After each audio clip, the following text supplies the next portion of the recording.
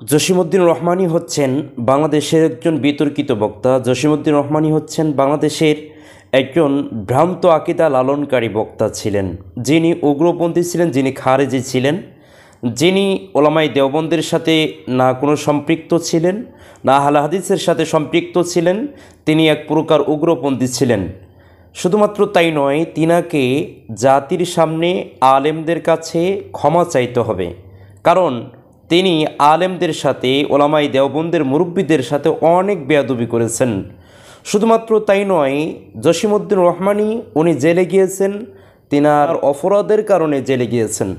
জসিমউদ্দিন রহমানীকে মাজলুম বলা ঠিক হবে না, কারণ নিজের অপরাধের কারণে, উগ্রতার কারণে তিনি জেলে গিয়েছেন। এবং খারেজির যেমন বাংলা ভাই ছিল, আব্দুর রহমান ছিল, যেনারা না মুজাহিদ ছিলেন, ইসলামকে বিতর্কিত করে নিজেদেরকে মুজাহিদ দাবি করে ইসলামের মধ্যে জিহাদের বিভ্রান্তিকর ব্যাখ্যা দিয়ে জেলে গিয়েছেন, ঠিক তদ্রূপভাবে জসিমউদ্দিন রহমানীও সেই একই সিস্টেমে জেলে গিয়েছেন। এই জন্য জসিমউদ্দিন রহমানীকে মাজলুম বলা যাবে না, কারণ তিনি জুলুমের শিকার হন নাই।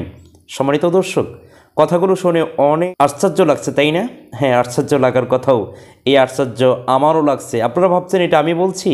না, আমি বলিনি। এমনই বক্তব্য আমাদের বাংলাদেশের কিছু বক্তাদের মুখ থেকে আপনারা জানতে পারবেন। সম্মানিত দর্শক, এমন বাজে মন্তব্য জসিমউদ্দিন রহমানীর বিরুদ্ধে, একজন শাইখুল হাদিসের বিরুদ্ধে, জসিমউদ্দিন রহমানীর এগেস্টে এরকম বক্তব্য মজলুম আলেমের বিরুদ্ধে শুনতে হবে, এটা কখনো স্বপ্নও দেখতে পাইনি। চট্টগ্রামে একজন বিখ্যাত আলেম, যিনি বাতিলদের সাথে সবসময় বহস মুবাহাসা করে থাকেন, জানি ওনার ছেলে জিহাদের নামদারি নতুন নতুন স্লোগান দিবে। এরা জিহাদি না, নতুন একটা মুসলমান জিহাদি নামদারি কওমে মাদ্রাসা থেকে নতুন সন্ত্রাসী সৃষ্টি হয়েছে। ফেসবুকে স্ট্যাটাস দিয়েছে, তার লেখনী দেখে আপনি আশ্চর্য হবেন। সেখানে সুস্পষ্টভাবে বলেছে জসিমউদ্দিন রহমানী জেল থেকে বের হয়েছে, কিন্তু তিনাকে মাজলুম বলা যাবে না।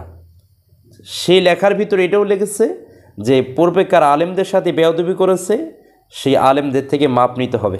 সম্মানিত দর্শক, একজন মজলুম আলেম আজিজুল হক মাদানির ছেলেকে আমি চ্যালেঞ্জ করলাম, আরে মাজলুম কাকে বলে? যিনি জুলুমের শিকার হয়ে অন্যায়ভাবে নিরহভাবে জেলে গিয়েছেন, তাকেই বলা হয় মাজলুম, তাই না? তো সে যে বলতেছে যে জসিমউদ্দিন রহমানীকে মাজলুম বলা যাবে না, তাহলে সে কি প্রমাণ করতে যাচ্ছে? যে জসিমউদ্দিন রহমানী নিঃসন্দেহে দোষী, নিঃসন্দেহে দোষ করেছেন। আব্দুর রহমান বাংলা ভাইয়ের মতো দোষ করেছেন, উনি উগ্রতা ছড়িয়েছেন, উনি খারেজি ছিলেন, তাই তো বিষয়টা, তাই না?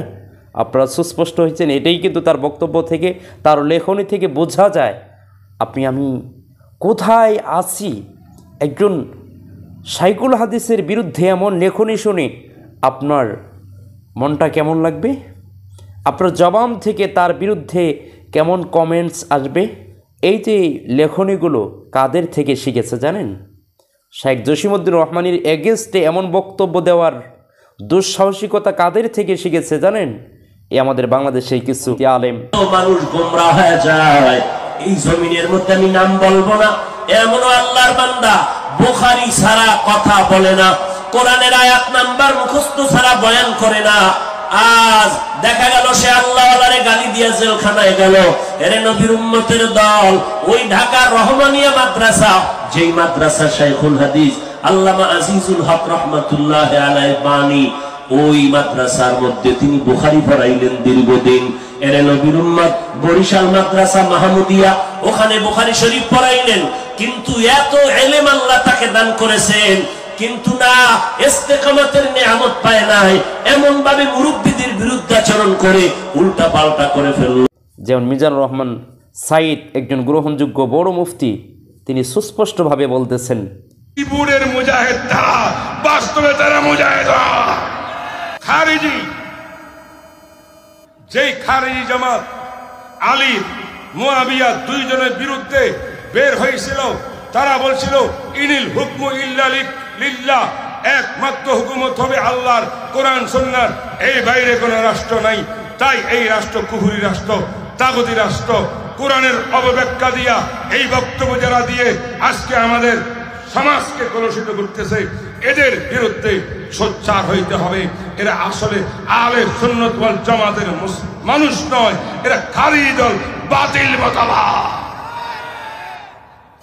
এই কাজটাই বাংলা বাইয়ে করছিল, শেখ আব্দুর রহমান করছিল বাংলাদেশের টিন্ডাবিটি করে। তাই শান্তি সুষ্ঠু একটা দেশের ভিতরে আলী হাসান ওসামা তার বিরুদ্ধে হকের পক্ষে কথা বলার কারণে তিনি হয়ে গেছেন উগ্র, তিনি হয়ে গেছেন আব্দুর রহমান বাংলা ভাইয়ের মতো। ঠিক তদ্রুপভাবে যে শেখ জসিমউদ্দিন রহমানিও তাদের কাছেই বাংলা ভাইয়ের মতো হয়ে গেছে, জঙ্গি হয়ে গেছে, উগ্র হয়ে গেছে। যারা বর্তমানে ইসলামকে জাগরণের কথা বলি, নাস্তিকরা এদেরকে জঙ্গি বলে, আর আমাদের একটা অংশ এদেরকে মানহাজি বলে। কথা ঠিক কিনা? মানহাজি বলে যারা গালি দেয়, এই গালি বন্ধ করতে হবে। কথা ঠিক কিনা? পারবেন তো বন্ধ করতে এই আওয়াজটা? যারা বলে মানহাজি মানহাজি, ওদের অন্তরের ভিতরে সমস্যা আছে। স্বরাষ্ট্রমন্ত্রী সাহেব, ওনাকে পর্যন্ত হারুন রেজার মানহাজি, হারুন রেজার মানহাজি, হারুন রেজার মানহাজি, স্বরাষ্ট্রমন্ত্রীর কান পর্যন্ত ভারী করে ফেলছে। তো তোদের এই সমস্ত বলসস কোনো কাজ হয় না। আল্লাহ তো আমাকে আলহামদুলিল্লাহ বের করে নিয়ে আসছে। কথা ঠিক কিনা? আলহামদুলিল্লাহ। এই কারণেই হেফাজতের আলেমরা যখন জেল থেকে বের হয়ে আসছেন, তখন স্বরাষ্ট্রমন্ত্রী আসাদুজ্জামান সাহেবের কাছে চিঠি লিখেছিলেন আলেমদের মুক্তির জন্য। স্বরাষ্ট্রমন্ত্রী বলেছিলেন যে আপনারা মুক্তি চান, আলেমদের মুক্তি চান, আমরা তো আলেমদের মুক্তি দেওয়ার জন্য প্রস্তুত, কিন্তু আপনাদের মধ্যেই তো কিছু আলেম আছে যারা আলেমদের হেফাজতের আলেমদের মুক্তি চাচ্ছে না।